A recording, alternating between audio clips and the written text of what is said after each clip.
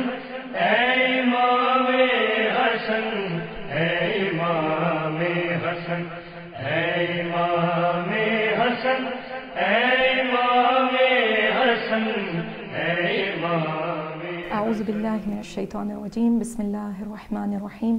تمام تر حمد و ثنا ہے اس پروردگار دو جہاں کے لیے کہ جو اتنا بلند و بالا ہے کہ اس کی بلندی کو کوئی درک نہیں کر سکتا. وہ پروردگار کی جو ایسا اول ہے کہ اس سے پہلے کوئی چیز نہ تھی اور نہ ہے، اور ایسا آخر ہے کہ اس کے بعد کوئی آخر نہ ہوگا. وہ پروردگار جو انسان کی شہ رگ سے بھی زیادہ اس کے قریب ہے. محمد و آل محمد پر درود و السلام ہو.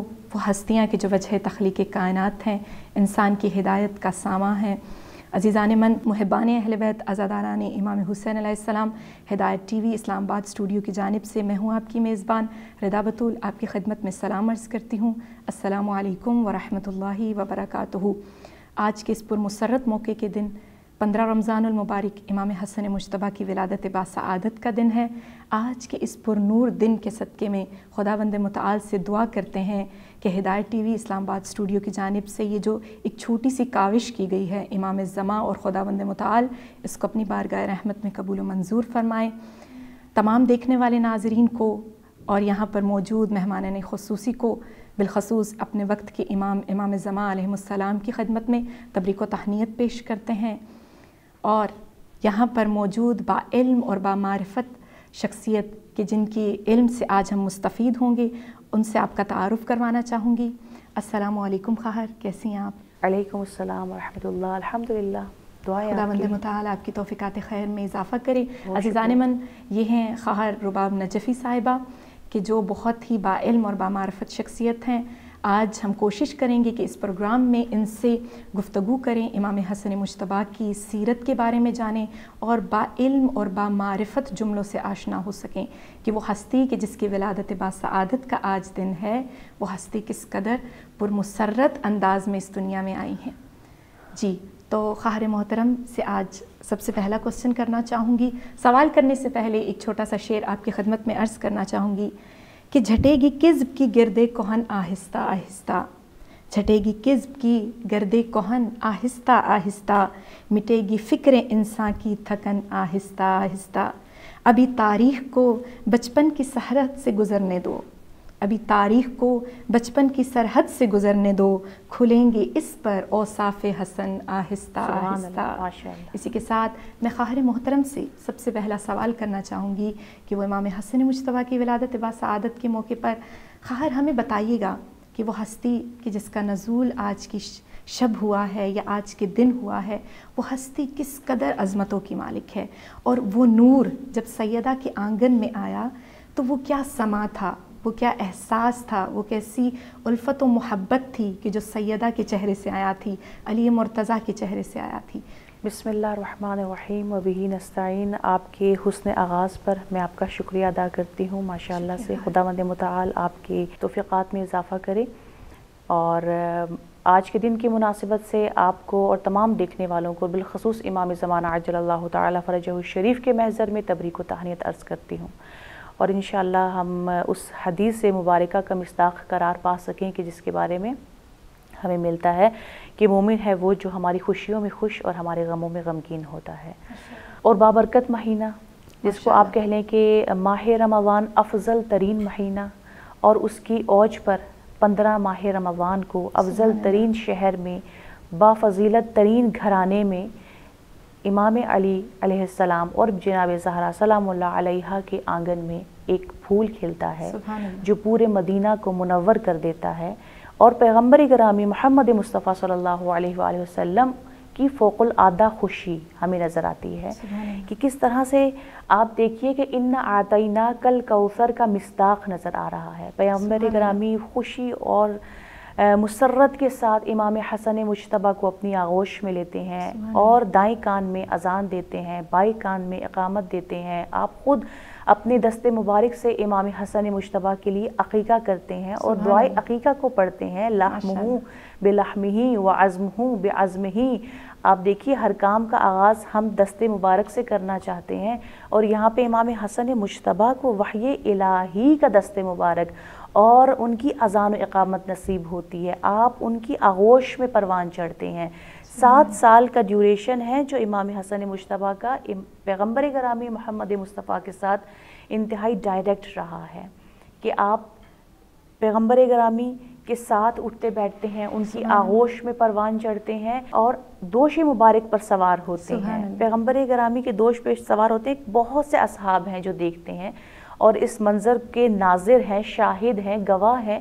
اور بعض روایات میں ہمیں ملتا ہے کہ پیغمبر گرامی کے دوش مبارک پر جب امام حسن سوار ہوتے تھے تو ایک مرتبہ انس ابن مالک کہتا ہے کہ میں آگے بڑھا اور جا کر امام حسن مجتبیٰ کو وہاں سے اتارنا چاہا، لیکن پیغمبر گرامی صلی اللہ علیہ وآلہ وسلم ارشاد فرماتے ہیں دع ابنی، میرے بیٹے کو چھوڑ دو، ھذا ثمرۃ فؤادی وقرۃ عینی، یہ میری آنکھوں کی ٹھنڈک ہے، یہ میرا میوہ جگر ہے، اس کو چھوڑ دو، امرہ امری وقولہ قولی ان ابنی ھذا سید، بے شک یہ میرا بیٹا سید ہے۔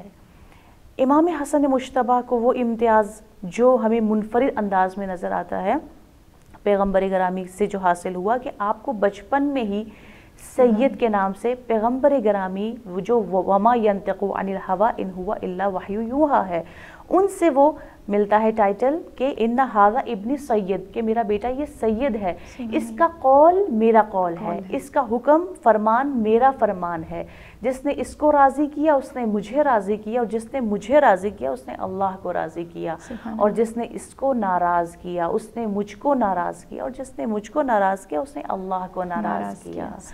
اور آپ کی خوبصورت القابات اگر ہم دیکھیں، سید جو پیغمبر گرامی کی جانب سے ملا، تقی، طیب، ہادی اور کریم۔ آپ کا حلم اتنا معروف اور مشہور ہے کہ جس کے بارے میں علماء بعد میں لکھتے ہیں۔ سیوطی جو اہل سنت کے بہت بڑے مفکر ہیں، اور ان کا کہنا ہے، وہ لکھتے ہیں کہ امام حسن مجتبیٰ اپنے زمانے کے زاہد ترین، عابد ترین اور حلیم ترین شخصیت کے مالک تھے، کہ حلم اور ہیبت دو ایسی چیزیں ہیں متضاد، کیونکہ مولا امیر المومنین جو باب علم ہیں ان کے بارے میں کہا جاتا ہے نا کہ متضاد شخصیت کے مالک ہیں، کہ جو محراب عبادت میں اس طرح سے عبادت کرتے ہوئے نظر آتے ہیں کہ جس طرح سے کسی سانپ نے کسی کو ڈس لیا ہو، اس طرح سے خداوند متعال کی بارگاہ میں تڑپتے ہوئے نظر آتے ہیں، اور میدان جنگ میں کس طرح سے شجاع جیسے سیسا پلائی ہوئی دیوار ہے، اسی طرح سے امام حسن مجتبیٰ میں ہمیں وہ اوصاف نظر آتے ہیں جو پیغمبر گرامی سے انہیں ارث میں ملتے ہیں، کہ جب جناب سیدہ اپنے فرزند امام حسن و امام حسین کو لے کر آتی ہیں پیغمبر گرامی کے محضر میں اور فرماتی ہیں کہ اے بابا جان، ان دونوں کو آپ کیا ہدیہ دیں گے، ان کو اپنی جانب سے کیا تحفہ دینا چاہیں گے؟ تو پیغمبر گرامی محمد مصطفیٰ صلی اللہ علیہ وآلہ وسلم ارشاد فرماتے ہیں کہ میں نے حسن کو حلم اور ہیبت دی۔ یہ دو وہ متضاد چیزیں ہیں کہ جو ہمیں نظر آتی ہیں، کہ ایک جانب آپ اتنے بردبار حلم اور دوسری جانب پھر بھی آپ کی ہیبت موجود ہے، لوگوں کے دلوں میں ان کی محبت اور مودت موجود ہے۔ ماشاءاللہ عزیزان من، بہت اچھے انداز میں خواہر نے بیان کیا کہ امام حسن مجتبیٰ کا جب نور آیا ہے تو کس طرح سے اس آنگن میں کھلا، اور کس طرح سے دوش رسول پیغمبر محمد مصطفیٰ کے دوش پر سوار ہو کر انہوں نے رسول کے ہر پہلو کو اپنے اندر لے لیا۔ اور عزیزان من، امام حسن مجتبیٰ وہ شخصیت ہیں کہ جس طرح خواہر نے بہت خوبصورت انداز میں بتایا کہ اپنا علم اور ہیبت رسول خدا کی طرف سے انہیں ملی، کیوں نہ ملتی۔ کہا جاتا ہے کہ بہت خوبصورت واقعہ کہا جاتا ہے کہ امام حسن مجتبیٰ جب رسول خدا پر وحی کا نزول ہو رہا ہوتا تھا تو امام حسن مجتبیٰ رسول خدا کے پاس تشریف فرما ہوتے تھے، اور جناب رسول خدا جیسے وحی کو تلاوت فرماتے کہ یہ آیت نازل ہوئی ہے، جو بھی امام حسن مجتبیٰ ان آیات کو حفظ کر لیا کرتے، اس پیغام الہی کو حفظ کر لیا کرتے، اور جب اس پیغام الہی کو حفظ کرتے تو دوڑ کر گھر آتے اور سیدہ فاطمہ الزہرا مادر گرامی کے پاس بیٹھ کے کہتے کہ آج مادر جان، میں نے اپنے نانا سے اتنی خوبصورت باتیں سنی ہیں کہ جو میں آپ سے بیان کرنا چاہتا ہوں، جو میں آپ کو بتانا چاہتا ہوں۔ تو اسی اثناء میں کیا ہوتا ہے کہ امیر المؤمنین علیہ السلام گھر میں داخل ہوتے ہیں، تو امیر المؤمنین رک جاتے ہیں، تو امام حسن مجتبیٰ کہتے ہیں کہ مادر جان، میں محسوس کر رہا ہوں کہ یہاں پر کوئی اور بھی موجود ہے، یہاں پر میں اپنے والد گرامی امیر المؤمنین علیہ السلام کی خوشبو کو محسوس کر رہا ہوں۔ بچے ہوتے ہیں اسی لیے تھوڑی سی خجالت محسوس کر کے رک جاتے ہیں۔ تو سیدہ اس وقت مسکراتی ہیں، امیر المومنین داخل ہوتے ہیں اور کیا خوبصورت جملہ کہتی ہیں. امیر المومنین سوال کرتے ہیں کہ فاطمہ الزہرا، یہ وہ پیغام تھا جو میں رسول خدا سے سنتا ہوں، آپ کو یہ پیغام پہلے سے کس نے بتایا؟ تو کہا یہ وہ حسن مجتبیٰ ہے جو علم کے اس قدر اعلیٰ درجے پر پہنچ چکے ہیں کہ رسول خدا کی ہر ایک بات کو اپنے دل میں اس طرح سے سنبھال کر رکھتے ہیں کہ وہ جیسے دین حق کی پہچان بن جائے. بالکل، میں بلکہ اس میں اضافہ بھی کرنا چاہوں گی بہت، کیونکہ آج کل لوگوں کو حافظے کی بڑی پریشانی ہوتی ہے. بالکل. امام حسن مجتبیٰ کی یہ بہت زیادہ جو خاصیت ہمیں نظر آتی ہے اور یہ بہت معروف واقعہ ہے، جس طرح سے خطبے کو سنا کرتے تھے پیغمبر گرامی کی، اسی طرح سے اس کو بیان کرتے تھے. اور یہ ایک بہت اچھی، آپ دیکھ لیں کہ گھر میں خصلت، ہم جب بچوں سے ادھر ادھر کی باتیں کرنے کی بجائے ہمارے لیے زیادہ بہتر ہے کہ ہم بچوں سے یہ پوچھیں کہ آپ جب وہاں پر مجلس میں گئے تھے یا ایک لیکچر سنا تھا یا اسکول کالج گئے تو آپ نے کیا سمجھا. کچھ اس طرح سے شیئرنگ ہونی چاہیے ایجوکیشن کی بجائے اس کی کہ سوشل اور سوسائٹی کے معاملات کو ان سے ڈسکس کریں. ایک بہت پازیٹیو یہاں پہ پرسپیکٹیو ہمیں نظر آتا ہے. اور حافظے کے حوالے سے میں جو بتانا چاہ رہی ہوں وہ یہ کہ امام حسن مجتبیٰ جس طرح سے سنا کرتے تھے، بیان کرتے تھے، یقیناً ہمیں وہ اس دعا کا ثمر نظر آتا ہے جو پیغمبر گرامی صلی اللہ علیہ وآلہ وسلم نے امام علی علیہ السلام کاتب وحی کو دیا کہ اے علی، اگر آپ چاہتے ہیں کہ جو کچھ آپ سنیں اور جو کچھ آپ پڑھیں آپ کو یاد رہے تو آپ یہ دعا کو پڑھیں. سبحان من لا یعتدی علی اہل مملکتی، سبحان من لا یاخذ علی اہل الارض بالوان العذاب، سبحان الرؤوف الرحیم، اللہم اجعل لی فی قلبی نورا وبصرا وفہما وعلما انک علی کل شیء قدیر. یہ مفاتیح الجنان میں 2 سطر پہ مشتمل دعا ہے. اگر ان کو ہم حفظ زبان کر لیں تو انشاءاللہ، اور یہی وہ ثمر ہمیں امام حسن مجتبیٰ میں نظر آ رہا ہے کہ جو خطبہ سن رہے ہیں ایز اٹ از اس کو جو ہے وہ بیان کر رہے ہیں. یہ بہت بڑا کمال ہے کہ اس کو فوراً سے اس طرح سے بیان کرنا. اور اگر ہم اس کے علاوہ بھی دیکھیں کہ امام حسن مجتبیٰ قرآن کے بہت زیادہ عاشق تھے. بالکل، قرآن بہت زیادہ پڑھنا، اور اسی لیے ہمیں مفسر قرآن جو پہلے دکھائی دیتے ہیں بعد از امام علی علیہ السلام وہ امام حسن مجتبیٰ. بالکل، بہت زیادہ روایات، حتیٰ لوگوں کو قرآن سے قرآن کا جواب دینا، لوگوں کے سوالات کو قرآن سے جواب دینا. کہ جیسے کہا جاتا ہے کہ ایک مرتبہ ایک شخص آتا ہے اور وہ کہتا ہے کہ وہ دیکھتا ہے کہ امام حسن مجتبیٰ کو نہیں جانتا، وہ دیکھتا ہے کہ ایک جوان ہے جس کا چہرہ یہ مبارک ریڈ گولڈ کی مانند چمک رہا ہے، اور وہ کہتا ہے میں بھی ان کے درس میں شامل ہو گیا اور میں نے دیکھا کہ ان کے گویا حروف سے موتی جھڑ رہے ہیں.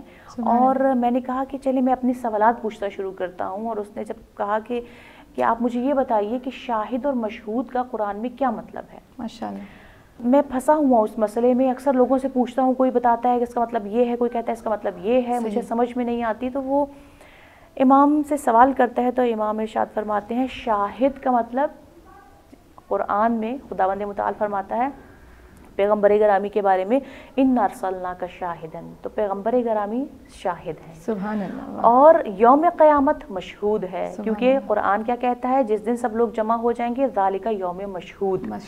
تو قرآن سے قرآن کا جواب سنتا ہے تو وہ حیران ہو جاتا ہے اور پھر خاموش ہو کر کسی شخص سے پوچھتا ہے کہ یہ کون شخص ہے، یہ کون جوان ہے کہ جو اس طرح سے جواب دے رہا ہے. تو بتاتے ہیں کہ حسن ابن علی ابن ابی طالب. سبحان اللہ، ماشاء اللہ.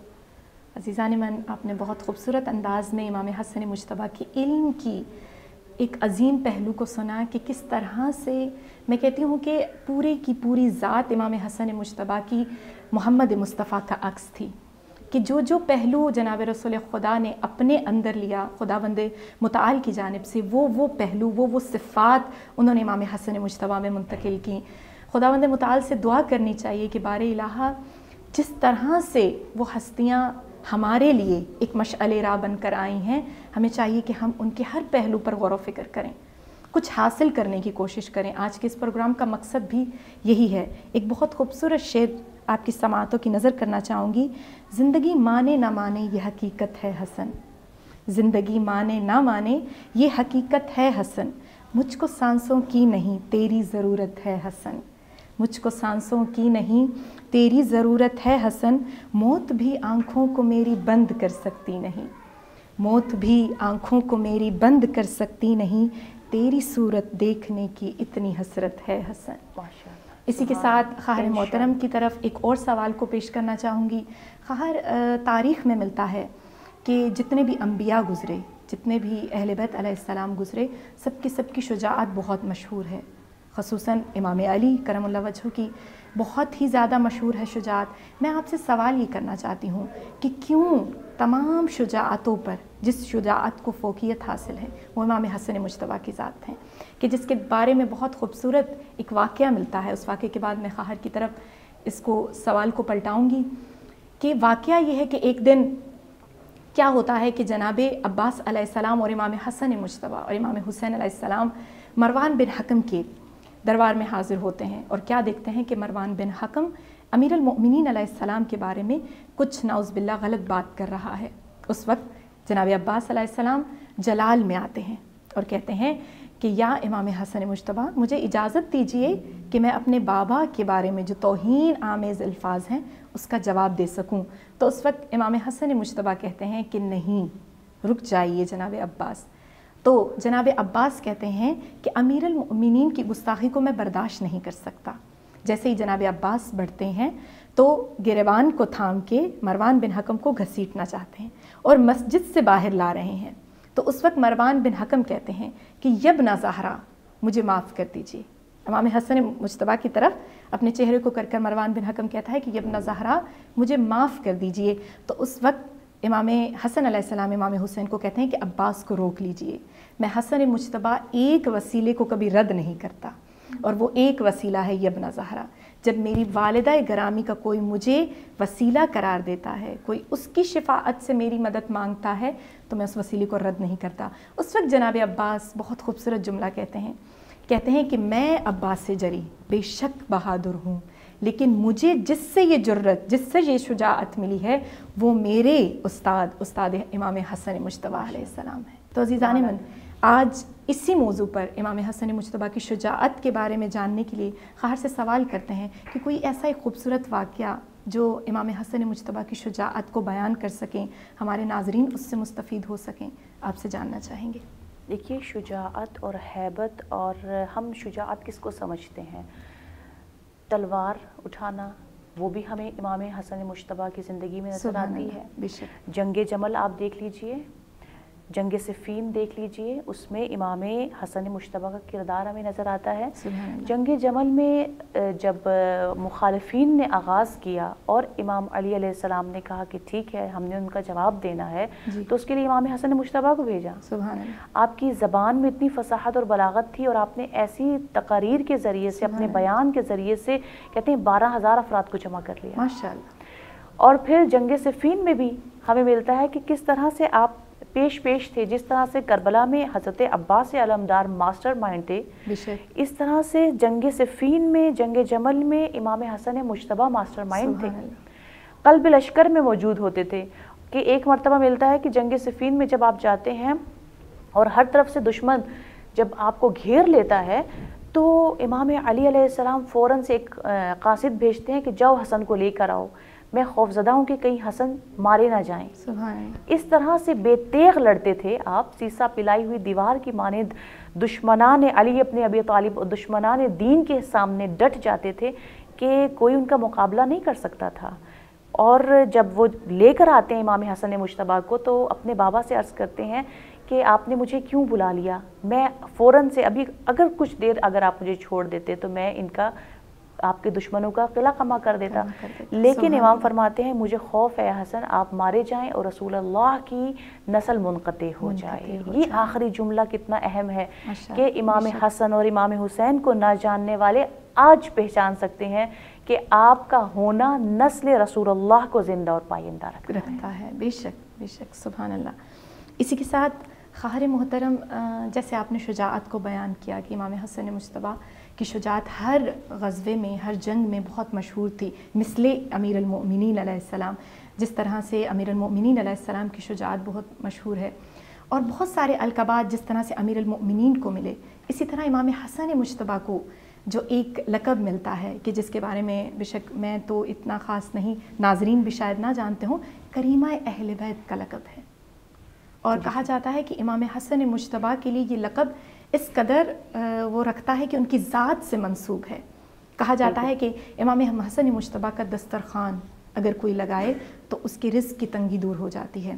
بہت ہی ایک مشہور، میں کسی عالم دین کی ڈاکومنٹری دیکھ رہی تھی تو اس میں وہ آغا صاحب فرما رہے تھے کہ مدینہ میں ایک شخص رہتا ہے کہ جو 365 دن فقراء کو کھانا کھلاتا ہے، لیکن اس دسترخوان کا نام اس نے امام حسن مجتبیٰ سے منسوب کر رکھا ہے.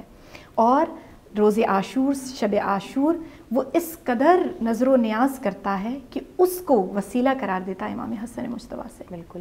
دیکھیں، اگر ماشاءاللہ آپ نے شجاعت کا ذکر کیا اور اس کے بعد ان کے کریم ہونے کا اور وسعت دسترخوانی یا سفرے کا ذکر کیا، یہ دونوں بہت آپس میں لنک رکھتے ہیں. کس طرح سے کہ شجاعت، جس طرح سے میں نے پہلے عرض کیا کہ تلوار کی شجاعت ہم سمجھتے ہیں، لیکن آپ روحی طور پر بھی بہت شجاع تھے. سبحان اللہ. کیونکہ امام علی علیہ السلام کے دور میں اپنے بابا کہ جب 4 سال کی خلافت امام علی علیہ السلام کو ملتی ہے تو امام حسن مجتبیٰ کو 2 اہم کام سپرد کیے جاتے ہیں.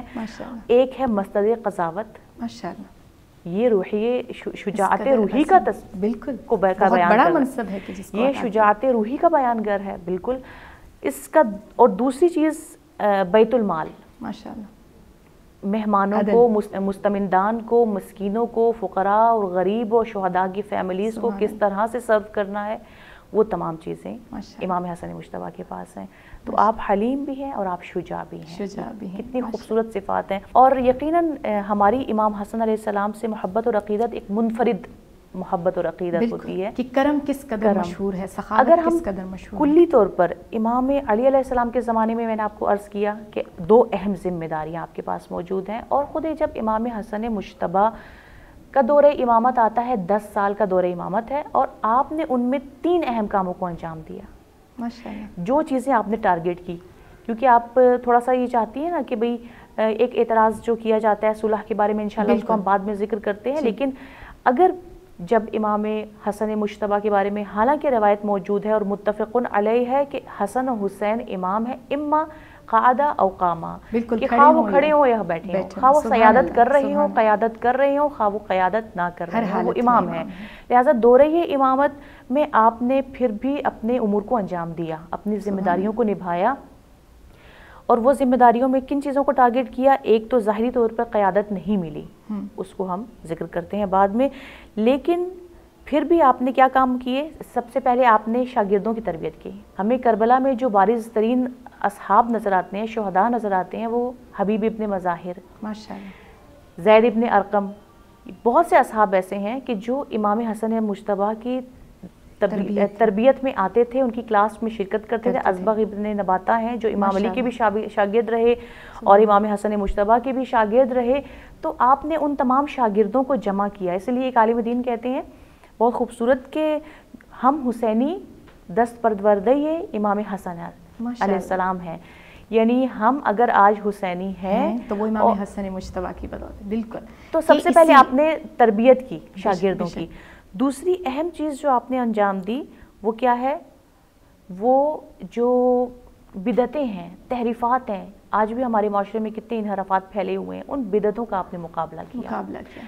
آپ یقین کریں کہ بحار الانوار علامہ مجلسی کی جو کتاب ہے اس میں وہ مینشن کرتے ہیں کہ امام محمد باقر علیہ السلام فرماتے ہیں کہ امام حسن مجتبیٰ نے 100 یا 200، یعنی علامہ مجلسی خود اس روایت کو امام باقر علیہ السلام بیان کریں کہ بعض روایات میں کہتے ہیں کہ 100 اور بعض میں کہتے ہیں 200 روایات کو امام حسن مجتبیٰ نے بیان کیا اور اس کو رد کیا کہ یہ تمام جو باتیں جھوٹی گھڑی جاتی ہیں، ھذا کذب وزور، یہ بیہودہ ہیں، یہ غلط ہیں، یہ جھوٹی ہیں، کذب ہیں، افتراء ہیں، لہٰذا ان پہ یقین نہ کیا جائے. بدعتوں کے خلاف کھڑا ہونا ایک مضبوط روحیے کی علامت ہے. اور تو تیسری چیز جو آپ نے کی، جس کے بارے میں آپ نے ذکر کیا تھا، وہ ہے مسکینوں کی خبر گیری کرنا اور غرباء اور فقراء اور شہداء کی فیملیز کو. اب اس میں بھی 2 ٹائپس کی آپ امداد کر رہے تھے. ایک ایسی مدد تھی کہ جو ہر مہینے کے طور پر ان کے پاس جاتی تھی کہ وہ اپنے پیروں پہ کھڑے رہیں، ہر بار ان کے در پر نہ آنا پڑے، ہمیشہ مسلسل آپ اپنے مال سے انفاق کرتے تھے اور ایسی فیملیز کو سپورٹ کر رہے تھے جو مستحقین تھے. اب اگر سوال کریں کہ جی ان کے پاس کہاں سے اتنا آیا، بالکل، تو اس میں یہ بھی ملتا ہے ہمیں کہ امام علی علیہ السلام نے 25 سال جو خانہ نشینی کی ہے اس میں جہاں آپ نے قرآن کی جمع آوری کی ہے، ان کے شان نزول اور ان کے مطالب کو، مفاہیم کو بیان کیا ہے اور ترتیب نزول کے مطابق اپنا قرآن کی جمع آوری کی، وہاں پر آپ کشاورزی بھی کرتے تھے، اپنی زمینوں کو آباد کرتے تھے، لہٰذا 7 باغ تھے امام حسن مجتبیٰ کے پاس جو امام علی علیہ السلام سے آپ کو پہنچے تھے، اور پھر اس کے بعد حسن مصنع کو پہنچا، اور پھر اس کے بعد جو ہے وہ آل حسن پر یہ جاتی ہیں زمینیں اور باغات۔ اسی لیے تو معاویہ وہ یہ کہتے تھے کہ امام حسن مجتبیٰ سے تخت و تاج چھین چکا ہوں، ہر آسائش کو لے چکا ہوں، پھر کیوں امام حسن مجتبیٰ کا دسترخوان اس قدر مشہور ہے کہ جب بھی مدینہ میں آتا ہوں تو اس قدر وسیع و عریض دسترخوان ہوتا ہے کہ میرے پاس سے گزرنے والا فقیر میرے سامنے اپنے ہاتھوں کو نہیں پھیلاتا، بلکہ کہہ رہا ہوتا ہے کہ میں جا رہا ہوں حسن مجتبیٰ کے دسترخوان۔ بالکل کس قدر عظیم سخاوت ہے، کس قدر عظیم میں کہتی ہوں جرت ہے، شجاعت ہے، مولا کے ہر پہلو پہ آج ہم نے مختصر طور پر نظر ڈالی۔ خداوند متعال سے امام وقت سے التجا کرتے ہیں کہ بار الہ سیدہ سے دعا کرتے ہیں کہ آپ کے فرزند کے آج جتنے پہلوؤں کو ہم نے سنا، خداوند متعال ان الفاظ کو ہمارے دل کے لیے، ہمارے قلوب کے لیے ایک منور روشنی قرار دیں، اور خداوند متعال سے دعا کرتے ہیں کہ بار الہ آہستہ آہستہ جس طرح سے یہ رمضان گزر رہا ہے، اس میں آنے والی ہر ہستی کے بارے میں ہمیں توفیق دے کہ ہم ان کی سیرت پر عمل کر سکیں، ان کی سیرت کے بارے میں جان سکیں۔ عزیزان من، یہ ایام بہت خاص ہوتے ہیں، خداوند متعال کی طرف سے ایک عظیم عنایت ہے، واقعاً عظیم عنایت ہے۔ جیسے ابھی گزرا ہے جناب خدیجۃ الکبریٰ کی وفات کا دن، جانیے ان ہستیوں کے بارے میں، کوشش کیجئے، مطالعہ کیجئے تاکہ جان سکیں۔ ہمارا مذہب ہمیں دلیل کے ساتھ بات کرنا سکھاتا ہے، بتاتا ہے کہ دلیل کے ساتھ بات کرنا کیا ہے۔ دلیل تب انسان کے پاس آتی ہے جب علم آتا ہے، اور جب علم کے اس قدر گہرے سمندر ہمارے پاس موجود ہوں تو ہمیں گھبرانے کی ضرورت نہیں ہے۔ ایک شعر کے ساتھ آپ سے اجازت طلب کروں گی۔ پیدا ہوئے تو حق سے شریعت خرید لی، جب ہو گئے جواں تو امامت خرید لی، جب ہو گئے جواں تو امامت خرید لی، مادر سے خلد باپ سے شجاعت خرید لی، نانا کے 2 نواسوں نے جنت خرید لی۔ جی عزیزان من، اسی کے ساتھ ہمارے پروگرام کا جو ٹائم ہے وہ اختتام کی طرف جا رہا ہے، اسی لیے میں خواہر سے شکریہ ادا کرنے کی کوشش کروں گی۔ بے شک ہم شکریہ ادا نہیں کر سکتے، وہ توفیق جو خداوند متعال نے انہیں عطا کی ہے، یہ یہاں پر آئیں، یہ سب خداوند متعال کی توفیق ہے۔ پروردگار سے دعا کرتے ہیں کہ خداوند متعال آپ کی توفیقات خیر میں اضافہ کرے، ہر وہ حاجت جو آپ کے دل کی آرزو ہے وہ قبول و منظور فرمائے۔ بہت شکریہ خواہر محترم، آپ یہاں پر تشریف لائیں، ہدایت ٹی وی اسلام آباد اسٹوڈیو کے پروگرام کا حصہ بنی۔ سیدہ آپ کی تمام تر توفیقات خیر میں اضافہ فرمائے۔ بہت شکریہ، جزاک اللہ۔ جی عزیزان من، اسی کے ساتھ آپ کی میزبان رضا بطول کو اجازت دیجیے، اور اپنی دعاؤں میں اس ماہ رمضان کی پاک ساعتوں میں امید کرتی ہوں کہ ہدایت ٹی وی کی پوری ٹیم کو اور مجھے اپنی دعاؤں میں شامل حال رکھیے گا۔ التماس دعا، والسلام علیکم ورحمۃ اللہ۔